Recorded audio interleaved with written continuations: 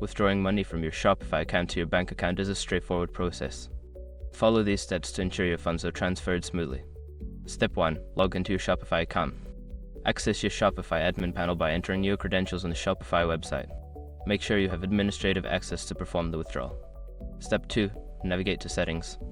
Once logged in, locate the Settings option at the bottom left corner of the admin panel. Click on it to access various account settings.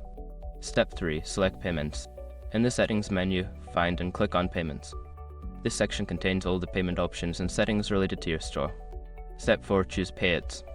Within the Payments section, look for the Payouts option. Here, you can view your available balance and recent transactions. Click on it to proceed with the withdrawal. Step 5. Initiate withdrawal. Follow the prompts to initiate a withdrawal. You will need to enter the amount you wish to transfer to your bank account and confirm the transaction. Ensure your bank account details are correctly set up to avoid any issues. After completing these steps, your funds should be on their way to your bank account. Always check your bank statement to confirm the transfer has been processed successfully.